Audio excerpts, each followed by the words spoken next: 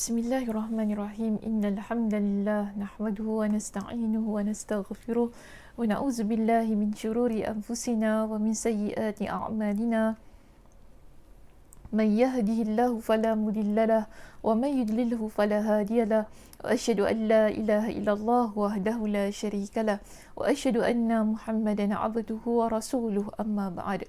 Rabbi shrah li sadri wa yassir li amri wahlul 'uqdatam min lisani yafqahu qawli. Rabbi zidni ilma warzuqni fahma. Allahumma inna nas'aluka ilman nafi'a wa rizqan tayyiba wa amalan mutaqabbala. Assalamualaikum warahmatullahi wabarakatuh. Apa khabar muslimah semuanya? Mudah-mudahan dalam keadaan yang sihat sejahtera hendaknya. Dan Alhamdulillah hari ini kita bertemu sekali lagi dalam ruangan di Masjid Yusof Ishak untuk kita menyambung perbincangan kitab Fathul Bari kita yang sekarang berada pada jilid kita yang kedua. Dan hari ini kita akan masuk kepada perbincangan hadis kita yang baru pada bab yang ke-35. Okey, pada bab yang ke-35, kalau ikut kepada muka surat saya ialah 275. Yang penting cari bab 35 dan tajuk kita dalam bab 35 ini ialah perlukah dibuat hari tersendiri untuk menyampaikan pelajaran ataupun pengajian kepada kaum wanita. Okey, persoalan. Perlukah dibuat hari tersendiri untuk menyampaikan pengajian kepada kaum wanita? Okey, dah bersedia dah semua? Boleh kita baca? Baca ya? Okey, baik. Bismillahirrahmanirrahim. Babun hal yuj'al lin-nisa'i yawmun ala hidatin fil ilmi. Terus ya, sila cari, sila lihat pada baris yang kedua dalam teks bahasa Arab kita di situ ya. Saya nak terus ambil kepada nama sahabat. Di situ an Abi Sa'idin al-Khudri. Okey, harapnya jumpa ya. An Abi Sa'idin al-Khudri. An Abi Sa'idin al-Khudri qalat an-nisa'u lin-nabi sallallahu alaihi wasallam ghalabana 'alaika ar-rijal faj'al lana yawman min nafsik fawa'adahunna yawman laqiyahunna fihi فوعظهن وأمرهن فكان فيما قال لهن ما منكن امرأة تقدم ثلاثة من ولدها إلا كان لها حجابا من النار فقالت امرأة واثنين فقال واثنين. Apa yang dimaksudkan dalam hadis ini? Dalam hadis yang ke-35 ini, apakah yang dimaksudkan untuk hadis tersebut? Di sini ya, kita lihat dari Abu Sa'id al-Khudri. Terus ya, lihat pada muka surat 276 di situ. Dari Abu Sa'id al-Khudri bahawa para wanita berkata kepada Nabi SAW, waktu engkau habis untuk mengajarkan kaum lelaki, maka sediakanlah satu hari untuk mengajari kami. Lantas beliau pun menetapkan satu hari untuk kaum wanita yang pada hari tersebut beliau dapat menemui mereka, memberikan nasihat dan perintah kepada mereka. Di antara nasihat yang beliau sampaikan kepada mereka adalah, wanita mana saja di antara kalian yang ditinggal mati, iaitu yang kematian oleh 3 orang anaknya, melainkan anak itu akan menjadi penghalang antara dirinya dan api neraka. Seorang wanita pun bertanya kepada Nabi, bagaimana dengan 2 orang anak? Bagaimana kalau dia kematian 2 orang anak? Maka Nabi pun menjawab, ya, juga 2 orang anak. Okey. Jadi dalam hadis ini, jemaah sekalian, kita dapati bahawasanya ada permintaan di kalangan kaum wanita supaya Nabi SAW memperuntukkan masa bagi mereka. Kerana mereka melihat kaum lelaki lebih mendapat tempat ataupun lebih dekat dengan Nabi SAW. Yelah kan orang lelaki kan dekat dengan Nabi. Takkanlah kita orang perempuan ni nak dekat-dekat dengan Nabi, nak duduk dekat-dekat dan sebagainya kan, tak berkesempatan. Okay, tidak berkesempatan. Maka di sini mereka rasa, kita nak kata macam mana adakah cemburu?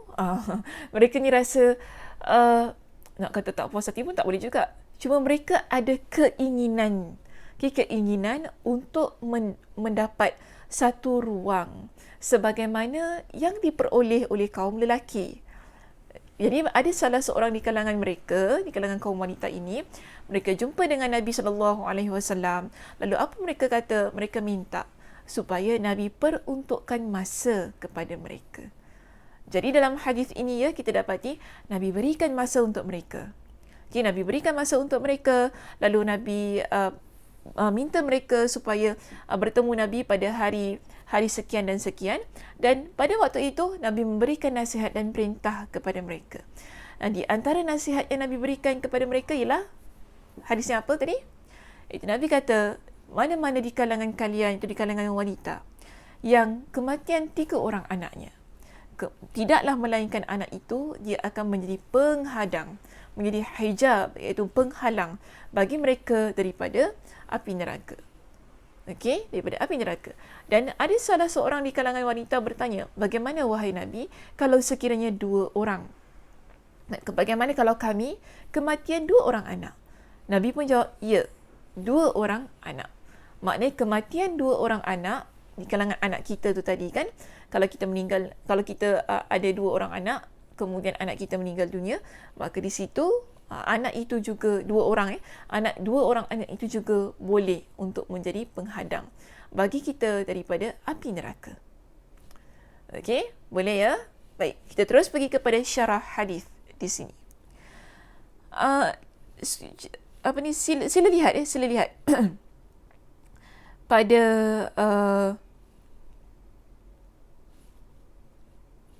muka surat 277. Okey, lihat pada muka surat 277, cuba cari perkataan faj'al lana. Mungkin yang tak sama muka suratnya dengan saya, tapi tak mengapalah, cari perkataan faj'al lana, sebab saya akan terus masuk kepada perkataan itu. Okey, faj'al lana, ini maksudnya di sini perkataan faj'al lana, maka sediakanlah untuk kami. Okey, sediakanlah untuk kami. Maksudnya tentukanlah bagi kami, dan kalimat ini digunakan dengan kata ja'ala kerana memberi pengertian bahawa hal tersebut merupakan salah satu tugas Nabi SAW. Jadi di sini para wanita kata sediakanlah untuk kami ataupun peruntukkanlah bagi kami. Baik, seterusnya kita ada perkataannya di situ fawa'azahunna. Okey, fawa'azahunna, maka beliau memberikan nasihat kepada mereka. Kalimat ini lengkapnya adalah maka beliau sallallahu alaihi wasallam memenuhi janjinya, lalu menemui para wanita itu, kemudian memberikan nasihat kepada mereka.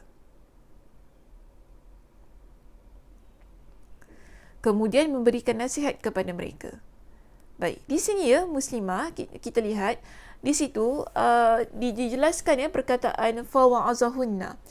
Maka bila Nabi SAW sudah memperuntukkan masa untuk mereka, yang mana Nabi akan mengajarkan ilmu kepada mereka, di sini Nabi pada pertemuan itu Nabi pun memberikan nasihat kepada para wanita. Okey, berikan nasihat kepada para wanita, dan di situ ada dijelaskan tentang riwayat Sahal ibn Abi Saleh dari ayahnya, dari Abu Hurairah, yang isinya seperti yang dikisahkan dalam hadis di atas. Lantas beliau bersabda, mau'idukunna baita fulana. Tapi ada disebutkan tentang Nabi ingin bertemu mereka pada rumah seorang wanita, iaitu di pertemuan kalian di rumah fulana. Kemudian beliau mendatangi mereka dan memberikan nasihat kepada mereka di rumah fulana itu tadi. Baik, selain daripada Nabi memberikan nasihat, ada juga perintah yang Nabi SAW berikan kepada mereka. Sebab itu digabungkan 2 perkara, fawa'azahunna wa amarahunna. Okey, fawa'azahunna wa amarahunna. Wa amarahunna di situ maksudnya ialah memberikan perintah kepada mereka, yakni memerintahkan mereka untuk bersedekah. Tetapi di sini isi perintah itu dihapus supaya perintah tersebut bersifat umum. Okay, ada hadis yang menyebutkan tentang bahawasanya Nabi SAW merintahkan mereka supaya bersedekah. Okay, tapi ada juga hadis yang tidak menyebutkan untuk menunjukkan bahawasanya perintah yang Nabi SAW berikan kepada mereka adalah bersifat umum, iaitu apa-apa saja perintah, tidak semestinya berkenaan dengan sedekah. Baik, seterusnya antara nasihat yang Nabi SAW sampaikan kepada mereka, kita anggap nasihat ini sebagai dua lah, nasihat dan juga perintah yang Nabi berikan kepada mereka. Iaitu apa yang Nabi katakan kepada mereka, kita lihat ya di situ ada perkataan ma minkun namra'atun, wanita mana saja di antara kalian. Di dalam riwayat Al-Asili tercantum dengan redaksi minim ra'atin, tidaklah seorang wanita. Adapun kata min dalam riwayat ini adalah sebagai tambahan, sebagai tambahan. Okey, baik, seterusnya kita lihat kepada perkataan di bawah, illa kana laha, melainkan dia akan menjadi penghalang baginya. Dia di sini adalah anak yang meninggal itu tadi. Jadi Nabi katakan dalam hadis tersebut, mana-mana wanita yang meninggal dunia anaknya, maka anak itu tadi dia akan menjadi penghalang bagi wanita tersebut, iaitu hijaban, penghalang. Dia akan menjadi penghalang ataupun penghadang lah. Dalam riwayat Al-Asli kata hijaban dibaca menjadi hijab. Okeylah, tu tak apa, tak menjadi masalah. Yang penting kita ambil perkataan hijab tadi dengan maksud penghalang, penghadang ataupun kita panggil pelindung. Pelindung pun boleh bagi seorang wanita. Baik, seterusnya jemaah sekalian, cuba lihat di situ perkataan faqalat imra'atun. Cari perkataan faqalat imra'atun, seorang wanita bertanya. Wanita tersebut adalah Ummu Sulaim. Okey, disebutkan di sini siapa wanita itu. Ini wanitanya ialah bernama Ummu Sulaim. Dan ada juga yang mengatakan selain Ummu Sulaim. Tapi ada juga yang mengatakan wanita itu bukan Ummu Sulaim tapi wanita yang lain. Mengenai hal ini akan kami bahas pada kitab Al-Janaiz. Itu nantilah ya muslimah, nanti kita akan lihat kepada kitab Al-Janaiz. Baik, seterusnya kita lihat kepada perkataan wasnain. Kita ada perkataan wasnain, iaitu ada salah seorang di kalangan wanita itu dan ada di kalangan perawi mengatakan wanita tersebut adalah Ummu Sulaim. Dan di sini kita dapati dia bertanya tentang apa? Bagaimana dengan 2 orang anak? Sebab dalam hadisnya Nabi kata apa? 3 orang anak kan? Siapa yang meninggal 3 orang anaknya, iaitu wanita yang meninggal 3 orang anaknya, maka 3 orang anak itu tadi dia boleh menjadi penghadang bagi ibunya daripada api neraka. Jadi ada salah seorang di kalangan wanita yang bertanya dengan Nabi SAW, bagaimana kalau 2 orang? Okey, kalau 2 orang bagaimana? Jadi Nabi kata di sini, kalau 2 orang boleh. Anak itu yang 2 orang yang meninggal tadi kan boleh menjadi penghadang kepada ibunya daripada api neraka. Baik, di sini ada komentar daripada Imam Ibn Hajar Al-Asqalani. Apa kata Imam Ibn Hajar? Dia kata, sepertinya wanita ini sangat menginginkan keutamaan tersebut dan dia memahami bahawasanya keutamaan itu hanya diraih oleh wanita yang ditinggal mati 3 orang anaknya sahaja. Okey. Di sini Imam Ibn Hajar dia kata apa? Seolah-olah wanita yang bertanya tadi, kalau tadi ada orang kata dia Ummu Sulaim. Okey, tapi tak kisahlah sama ada dia Ummu Sulaim ataupun wanita yang lain. Seolah-olah dia ingin sangat meraih sebagaimana yang disebutkan oleh Nabi SAW itu tadi. Kan? Tetapi bila kita baca hadis Nabi itu tadi, dia cuma 3 orang saja. Nabi sebut tentang 3 orang anak. Sebab itu dia tanya kepada Nabi, kalau 2 orang anak macam mana?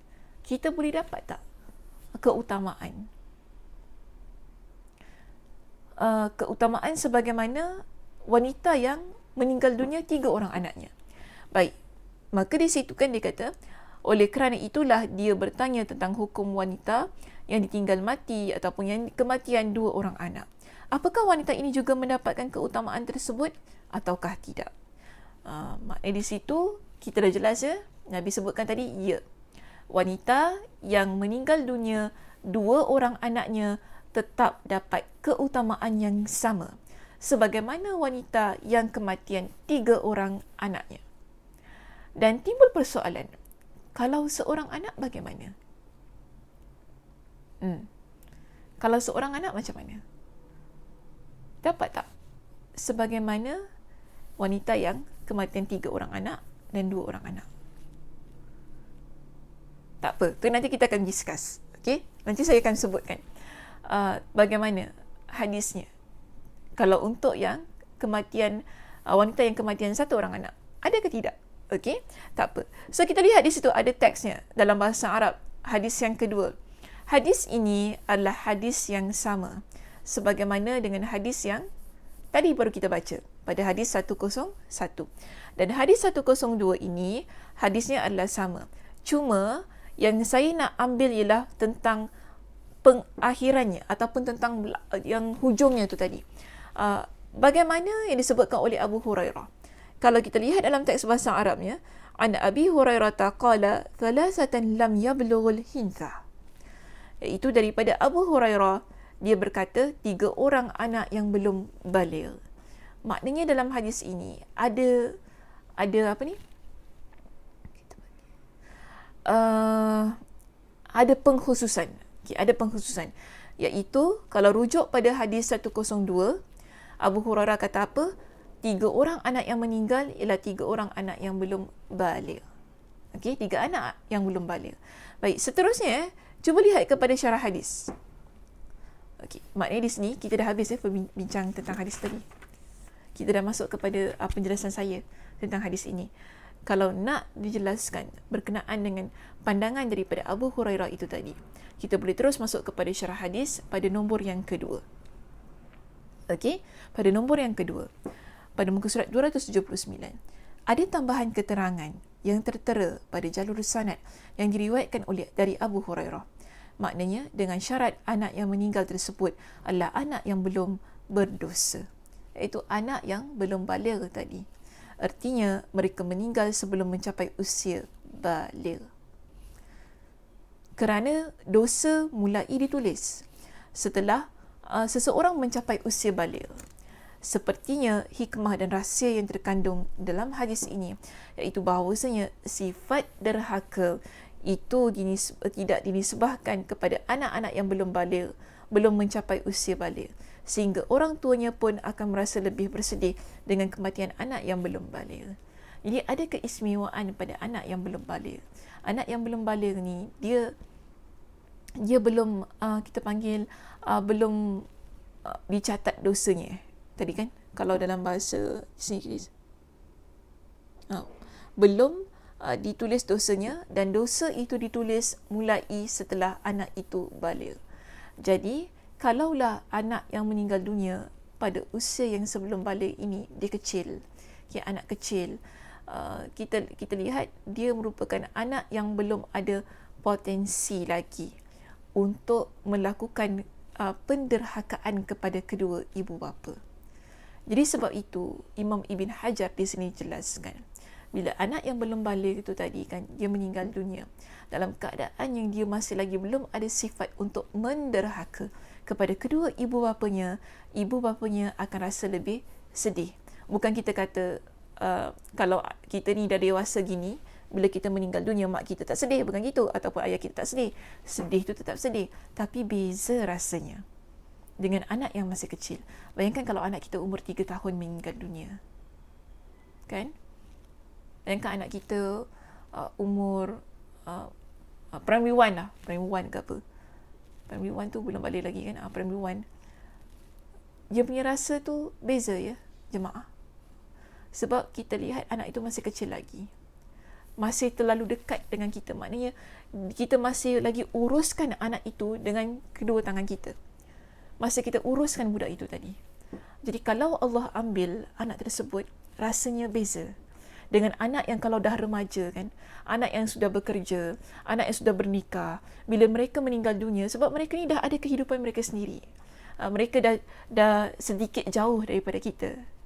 Jadi kalau mereka meninggal dunia, sedih tu tetap sedih, tapi beza kesedihannya dengan anak yang masih lagi memerlukan kepada kita, memerlukan kepada kita untuk menguruskan mereka. Jadi sebab tu perasaannya berbeza. Okey, baik.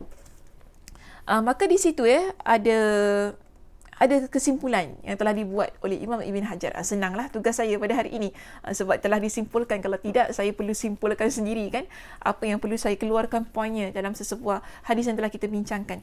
Baik, jadi hadis ini ada 4 poin penting yang telah ditetapkan ataupun yang telah disimpulkan oleh Imam Ibn Hajar untuk hadis ini. Pertama ya, jemaah sekalian, kita lihat di situ. Antusias para wanita dari kalangan sahabat Nabi dalam mempelajari masalah agama. Antusias tu maksudnya ialah semangat yang ada pada para wanita pada zaman Nabi SAW agar mereka diberikan peluang untuk belajar bersama-sama dengan Nabi SAW. Bukan kita kata mereka ni tidak ada peluang belajar dengan Nabi, bukan begitu. Masa Nabi sampaikan khutbah, mereka dengar juga tahu. Kita pernah bincangkan hadis itu juga kan. Sebab kita dalam bab ilmu, kitab ilmu, kita dapati bahawasanya pada masa itu mereka ingin ada masa yang khusus. Okay? Sebab itu kalau kita lihat kepada poin kita yang kedua, dibolehkan membuat jadual pengajian. Maknanya boleh kita ni kalau untuk wanita dikhususkan masanya untuk belajar. Macam kita juga kan, ada kuliah duha muslimat, ada kuliah maghrib khas untuk muslimah, kan? Ada kuliah isyak khas untuk muslimah, kan? So di situ tak salah. Sebab ada contohnya yang telah dibuat oleh Nabi SAW. Contohnya apa? Dalam hadis yang kita baca. Kita kan sampai tu. Dalam hadis yang kita pelajari ini, iaitu Nabi SAW memperuntukkan masa yang khusus. Bahkan kan tadi kita baca, kita bincangkan, ada satu tempat yang Nabi SAW khususkan, iaitu sebuah rumah di kalangan sahabiat. Nabi khususkan untuk Nabi bertemu dengan mereka, dan dalam pertemuan yang khusus itu tadi, Nabi SAW berikan nasihat, berikan perintah-perintah lah yang ada dalam agama kita. Jadi apa yang berlaku pada hari ini kan, seperti mana kita ada kuliah duha muslimah, ada kuliah memang khususlah untuk muslimah, ada bicara muslimah kan, ada pengajian-pengajian yang khusus untuk muslimah. Itu memang sudah ada contohnya daripada Nabi. Jadi maknanya tidak menjadi masalah untuk kita buat satu jadual yang khusus, satu masa yang khusus untuk muslimah sahaja belajar. Bagi saya itu lebih baiklah muslimah. Jemaah. Saya rasa itu lebih baik. Dia lebih mudah. Sebab kadang-kadang orang perempuan ni dia ada isu-isu yang khusus, yang enaknya, yang sedapnya kita bincang sesama wanita. Okey, bukan kita kata nak eksklusif, bukan gitu. Tapi ada masa, ada keadaan kan, dia memerlukan satu waktu yang khusus untuk kita saja belajar. Sebab kalau kita dengan kita ni, wanita dengan wanita, bila mereka belajar ni, dia ada satu masa untuk dia luahkan apa yang dia inginkan kepada guru. Tak semestinya dengan ustazah lah. Kadang-kadang dengan ustaz pun, wanita-wanita pun ada yang selesa belajar dengan ustaz. Dan ustaz-ustaz pun ada juga yang mengajar kuliah khas untuk ibu-ibu kan, untuk muslimah. Jadi tak jadi masalah lah. Yang penting adab kita kalau kita dengan ustaz, kalau yang muslimah dengar nasihat saya ini, kalau kita belajar dengan ustaz kan, bagaimana kita ni, kedekatan kita dengan ustaz tu bagaimana? Kalau kita nak soal tu macam mana? Adabnya kena jaga. Jangan terlampau mesra sangat kan, jangan terlampau kita ni lupa batas kita antara kita dengan seorang guru. Guru itu ustaz tu lelaki kan, ada batas-batas yang perlu kita jaga. Jangan terlampau kita ni rasa mesra sangat, akhirnya langgar semua batas-batas, dan kita buat guru tu dah macam member kita. Tu tak boleh lah, tak boleh sedemikian. Macam kawan-kawan, okey betul lah, ada di kalangan muslimah yang anggap ustaz-ustaz macam anak-anak mereka, betul, tak ada masalah. Cuma ada batasnya yang perlu kita jaga. Okey, ada batas yang perlu kita jaga. Ketika kita bersoal jawab, nada kita bersoal jawab kan tadi, bagaimana? Jangan sampai melirit-lirit. Melirit tu maksudnya nada suara tu, jangan sampai melirit kan dengan ustaz tu. Boleh menggoncang keimanan. Macam tu lah. Orang kata boleh menggoncang keimanan. So tak naklah macam tu. Mesti kena jaga. Tapi tak ada masalah. Muslimah belajar dengan ustaz. Okey, tak ada masalah. Yang penting adab dan keadaan tu perlu dijaga dengan baik. Baik, seterusnya yang ketiga, tempat bagi anak-anak kaum muslimin adalah di syurga. Maknanya bila kita kematian, dalam hadis tu jelas tadi, bila anak kita yang meninggal dunia kan, dalam usia yang belum baligh tadi, yang mana dia bersih daripada taklif ataupun tanggungjawab agama tu tadi kan, bila dia meninggal dunia, tempatnya adalah di syurga Allah. Itu jelas. Sebab itu dia kata, Nabi kata dalam hadis ini, bila seorang wanita yang kematian anaknya itu tadi dia menjadi penghadang baginya daripada api neraka. Maknanya anak tu tadi akan bawa dia masuk ke dalam syurga Allah Subhanahu Wa Taala.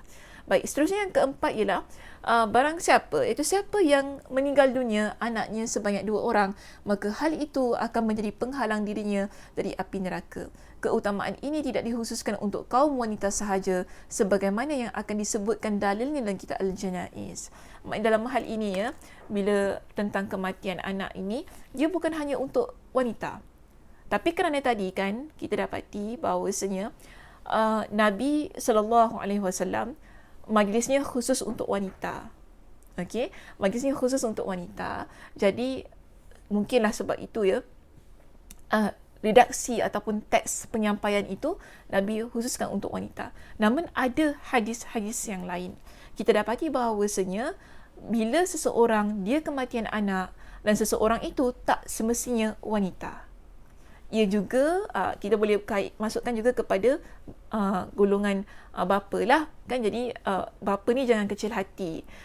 Taklah bermakna di sini hanya untuk isteri sahaja, untuk ibu sahaja, bukan begitu. Tapi kita sebagai bapa, bila anak kita meninggal dunia, ia juga boleh menjadi penghalang untuk kita, kaum Adam lah, kaum Adam ataupun kaum bapa.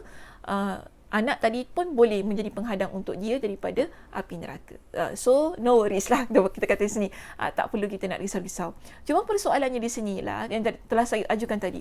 Kalau yang meninggal dunia anak kita seorang saja, kan? Satu je anak kita meninggal dunia. Macam mana? Adakah kita berhak untuk mendapatkan keutamaan ini? Saya kata ya. Boleh. Tak menjadi masalah. Sebab begini ya, jemaah sekalian, bila kita meninggal, bila anak kita meninggal dunia, dia menuntut kesabaran yang tinggi bagi diri kita. Untuk kita menerima kenyataan itu. Untuk kita menerima sesuatu yang telah Allah Subhanahu Wa Taala ambil daripada diri kita. Tak kira sama ada untuk muslimin ataupun muslimat. Okey? Dua-dua sekali. Bagaimana kesabaran kita? Dan kalau kita bersabar, Allah Subhanahu Wa Taala akan berikan kepada kita dengan ganjaran syurga. Jadi maknanya di sini kita boleh ambil kefahaman daripada orang yang bersabar, Allah berikan dengan ganjaran syurga. Bermakna kalau anak kita yang meninggal hanya seorang sahaja, anak kita yang kecil lah, seorang sahaja, maknanya kita masih lagi boleh mendapat ganjaran syurga itu tadi. Dan ada juga sebuah hadis yang lain yang mana Nabi SAW sebutkan dalam hadis yang diriwayatkan oleh Imam At-Tirmidzi dengan sanad yang sahih. Nabi kata apa? Dalam hadis ini Nabi sebutkan idza mata waladul abdi, jika sekiranya apabila seorang hamba meninggal anak dia, okey, di kalangan kita semua hamba Allah ya.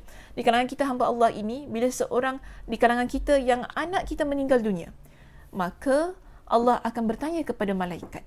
Apa tanya Allah kepada malaikat? Qabattum walada abdi, sudahkah kalian mengambil nyawa anak kepada hamba-Ku? Jadi malaikat kata, ya, kami ya. Fayaquluna na'am. Kemudian Allah tanya lagi kepada mereka, sudahkah kalian mengambil buah hati hamba-Ku? Buah hati ni maksudnya lah yang kita sayang kan? Anak kita. Kita kalau tengok anak kita, sayang papa, sayang mama kan, maknanya buah hati lah. Sayang ibu, kepentingan itu buah hati kita yang kita sayang sangat, yang dekat dengan jiwa kita. Jadi Allah sebutkan anak itu tadi sebagai buah hati kita. Dan Allah tanya kepada malaikat, sudahkah engkau mengambil buah hati hamba aku? Para malaikat kata apa? Ya. Naam. Okay, mereka kata naam. Kemudian Allah tanya kepada malaikat, apa yang diucapkan oleh hamba-Ku? Apa yang diucapkan oleh hamba-Ku? Dan malaikat kata apa di sini? Fayaqulun hamidaka wastarja'a. Okay, hamidaka wastarja'a.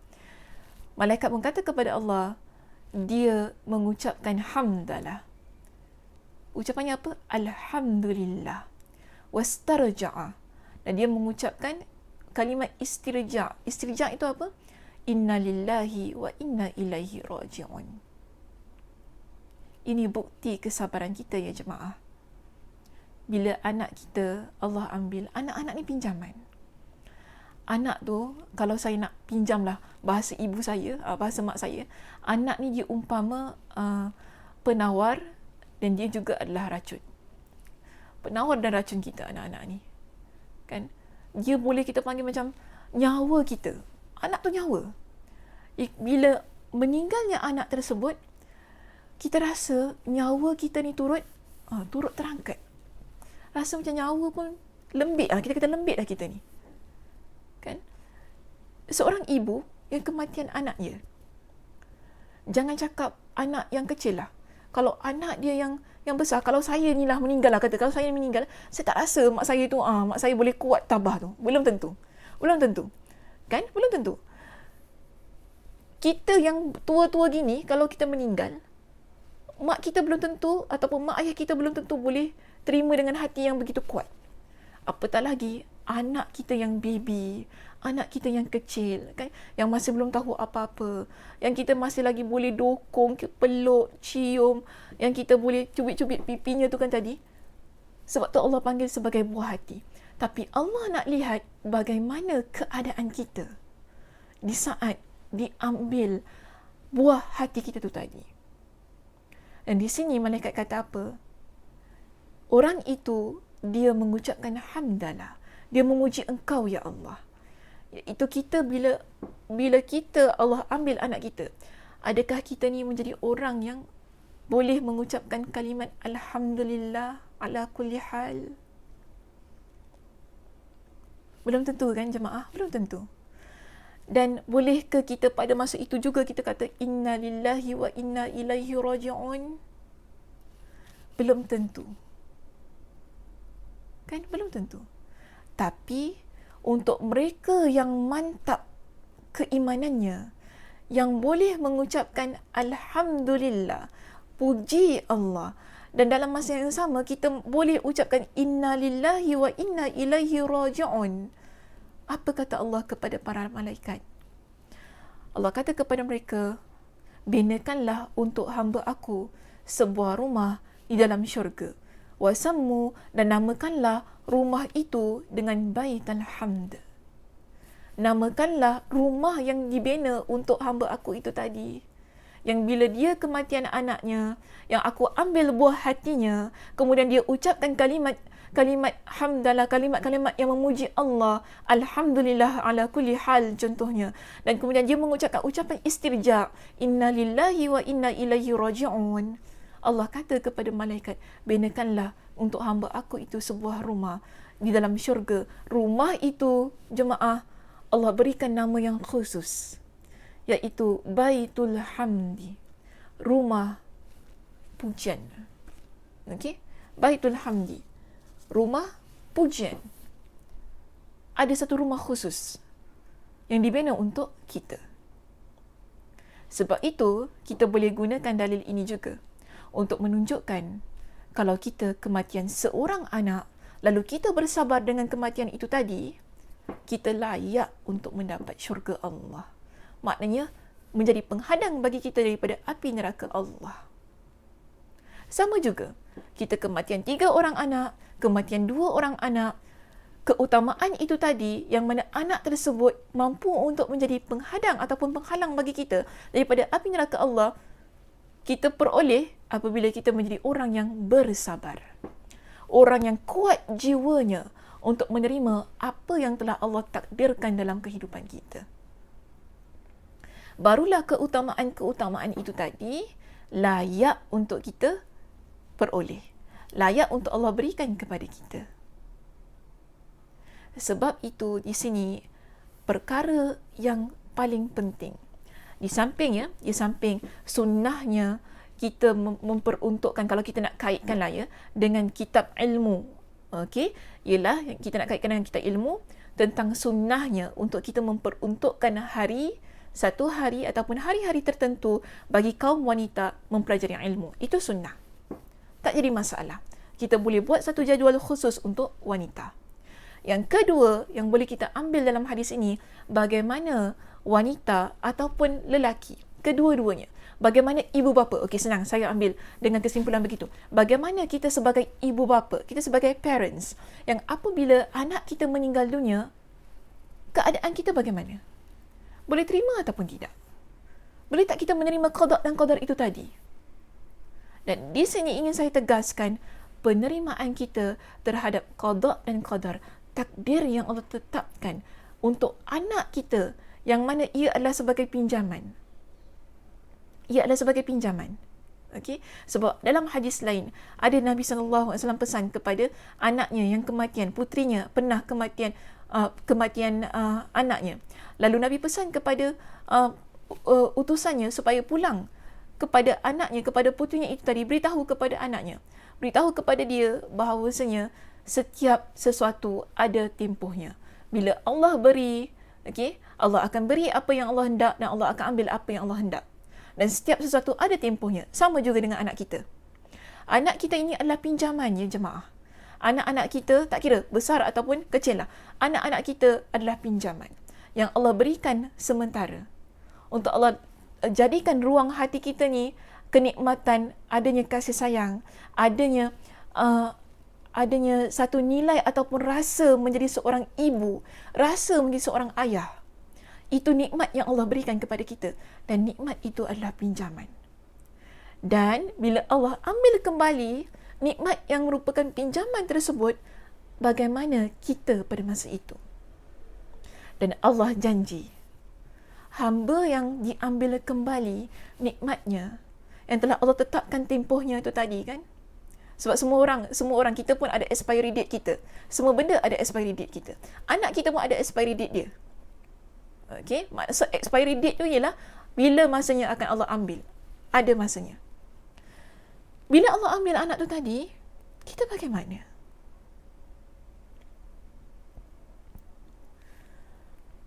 Adakah kita sabar ataupun tidak? Kalau kita sabar, Masya Allah, tabarakallah, Allah janjikan untuk kita satu keutamaan, anak yang diambil dia akan menjadi penghalang bagi kita daripada api neraka. Dan bila kita ucapkan dengan ucapan hamdalah, alhamdulillah, inna lillahi wa inna ilaihi raji'un, maka di situ Allah janji untuk kita, dimediakan untuk kita sebuah rumah di dalam syurga, yang mana rumah itu dinamakan dengan Baitul Hamdi, rumah kepujian. Rebut peluang itu. Jika kita, Allah takdirkan kita merupakan antara insan-insan yang bagi saya begitu istimewa, Allah berikan peluang itu tadi dengan kematian anaknya yang masih kecil. Sebab itu jangan terlampau bersedih apabila Allah ambil anak kita yang masih kecil itu tadi. Jangan terlampau bersedih. Kerana apa? Kesabaran kita terhadap kematian tersebut memiliki ganjaran yang begitu besar di sisi Allah. Rebutlah peluang ganjaran itu. Teruskan kehidupan dengan yang lebih baik. Mudah-mudahan di situ kan ada pahalanya yang lebih untuk kita dan ada hikmahnya yang lebih baik untuk kita. Okey jemaah, hingga di sini saja perbincangan kita untuk hadis yang ke-35. Okey, untuk hadis kita yang ke-35. Okey, betul lah. Hadis kita yang 35. Mudah-mudahan Allah Subhanahu Wa Taala memberikan kepada kita dengan kekuatan di bulan Ramadan ini untuk terus menjadi orang yang sabar, dan insya-Allah kita akan jumpa pada minggu hadapan bagi perbincangan hadis yang berikutnya. Saya tutup dengan kuliah kita dengan tasbih kafarah. Subhanakallahumma wa bihamdika asyhadu an la ilaha illa anta astaghfiruka wa atubu ilaik. Assalamualaikum warahmatullahi wabarakatuh.